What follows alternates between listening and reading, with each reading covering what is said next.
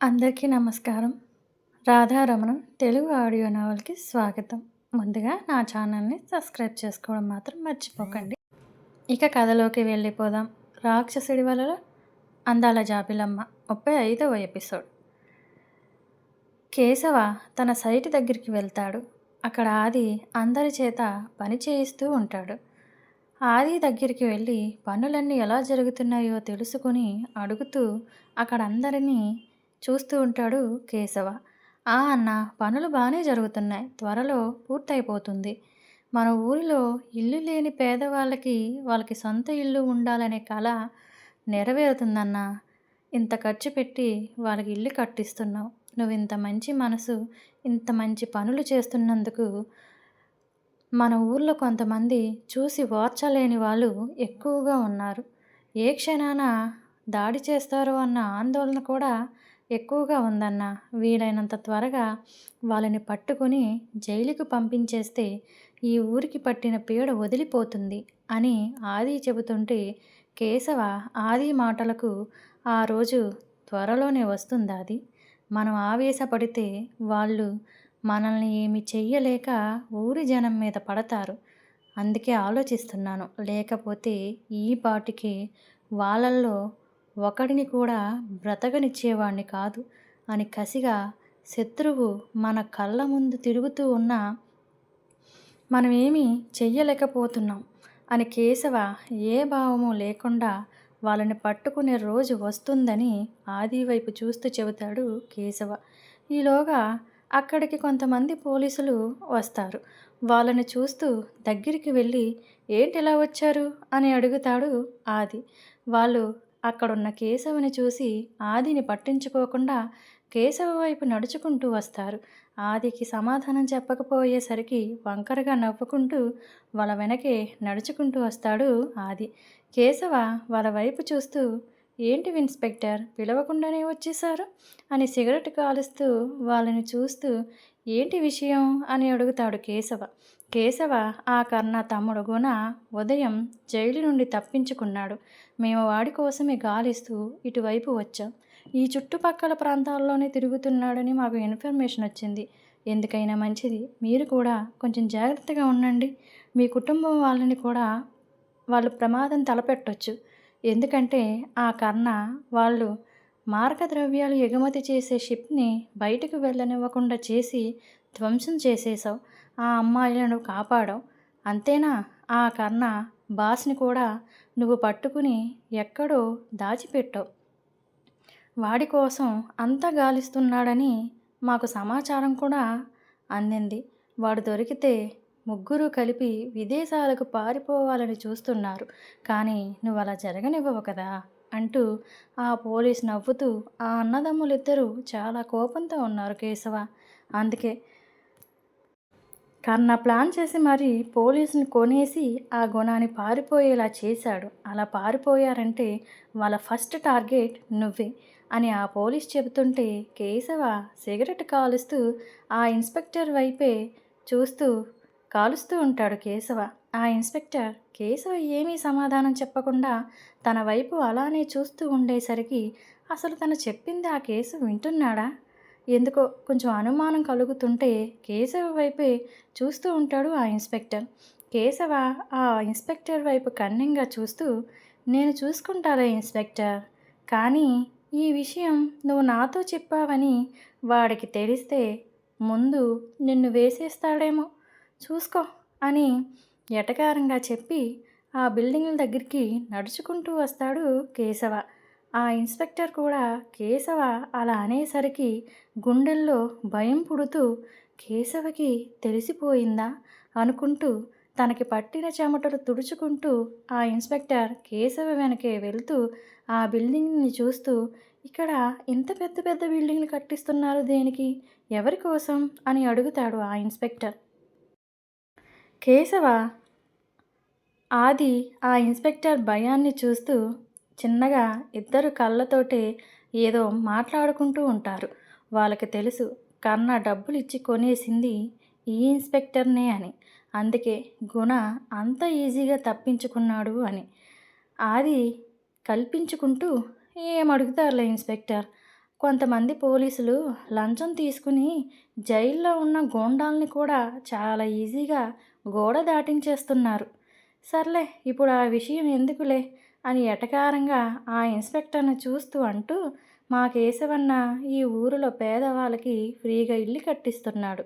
తన ఊరిలో ఎవరు ఇల్లు లేకుండా ఉండకూడదు అని తన సొంత ఖర్చులతో కట్టిస్తున్నాడని చెప్తాడు ఆది.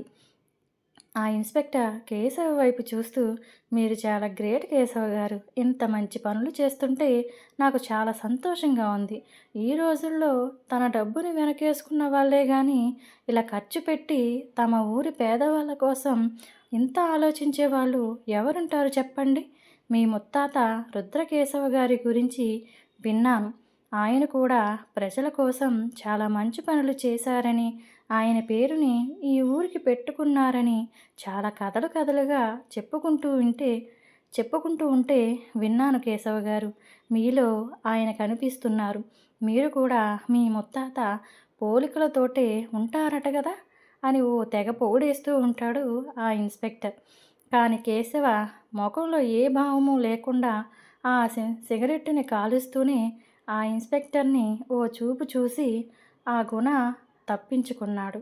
ఈసారి ఈసారి నా చేతిలో చావడానికే తప్పించుకున్నాడని కన్నింగా నవ్వుకుంటూ ఆ గుణ కన్నా తరువాత వేసే పాచిక గురించి ఆలోచిస్తూ సిగరెట్ కాలుస్తూ ఆ పొగని వదులుతూ ఉంటాడు కేశవ. ఆ ఇన్స్పెక్టర్ కేశవ తన చెప్పిన మాటలు ఏమి పట్టించుకోవడం లేదని ఆదిని చూస్తూ, ఆది ఎందుకైనా మంచిది మీరంతా కొంచెం జాగ్రత్తగా ఉండండి.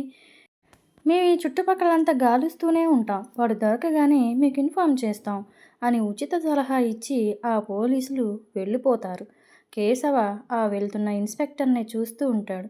ఈ ఆది కేశవ దగ్గరగా వచ్చి నిలబడి, కేశవన్న చూసావా, ఆ గుణగాడు తప్పించుకున్నాడు అంటే ఖచ్చితంగా నీ దగ్గరికి వస్తాడు. నీ మీద పగతో రగిలిపోతూ ఉన్నాడు. నిన్ను దెబ్బ కొట్టడానికి ప్రయత్నాలు ఇప్పటికే మొదలుపెట్టి ఉంటాడు. వాళ్ళిద్దరూ కలిపి ఎంతకైనా తెగిస్తారన్నా మనం కొంచెం జాగ్రత్తగా ఉండాలి. ఎందుకైనా మంచిది ఇంకా కొంచెం సెక్యూరిటీని పెంచి మన ఇంటి ముందు కాపలాదారులను కూడా ఇంకా ఎక్కువ పెంచాలని నాకు అనిపిస్తుంది అని ఆది చెబుతూ ఉంటాడు. కేశవ కూడా ఆది వైపు చూస్తూ, వాడు తప్పించుకున్నాడు అంటే అది నా కోసమే. నన్నేం చెయ్యలేడు కాబట్టే వాడి కన్ను నా కుటుంబం మీద పడుతుంది. ఎవరిని నాకు తెలియకుండా బయటికి పంపించకాది.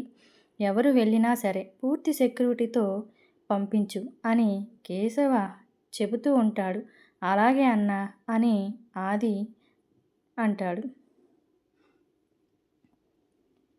ఇక్కడ ఒకచోట కేశవ కడుతున్న ఇంటి దగ్గరలో ఒక 1/2 కిలోమీటర్ దూరంలో ఒక పాతబడిన బిల్డింగ్ ఉంటుంది.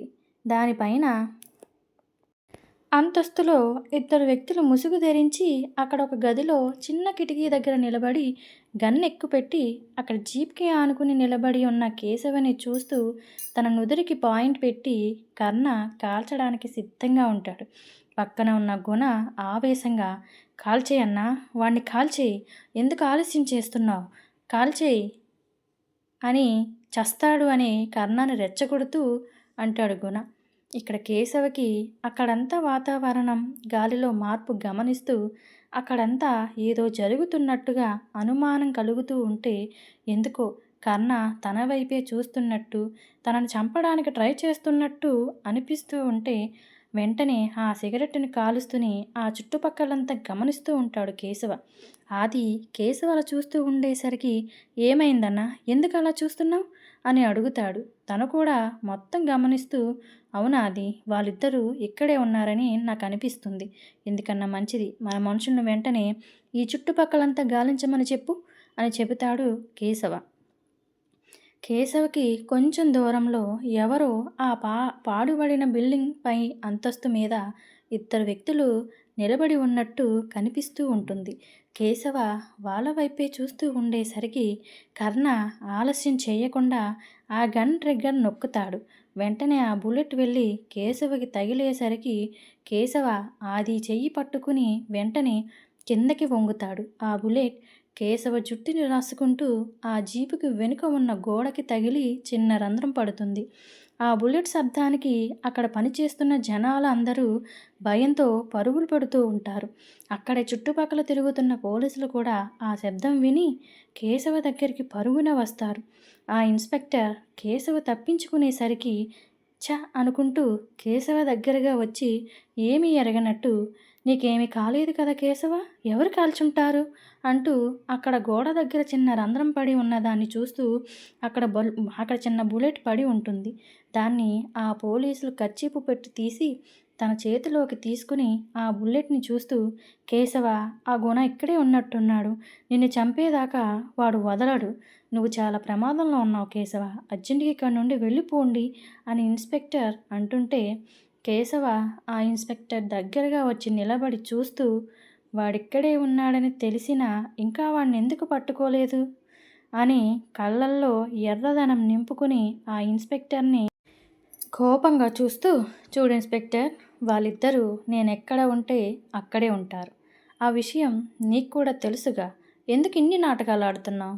వాళ్ళు ఆ పాతబడిన బిల్డింగ్ దగ్గర ఉన్నారు. నీకు చేతనైతే వెళ్ళి పట్టుకో, దొరుకుతారు" అని మామూలుగా చెప్పేసరికి ఆ ఇన్స్‌పెక్టర్‌కి చెమటలు పట్టేస్తూ కేశవ కళ్ళల్లో "నువ్వు దొరికిపోయావన్నట్టు" చెబుతుంటే ఆ ఇన్స్‌పెక్టర్ వణుకుతూ "అమ్మో!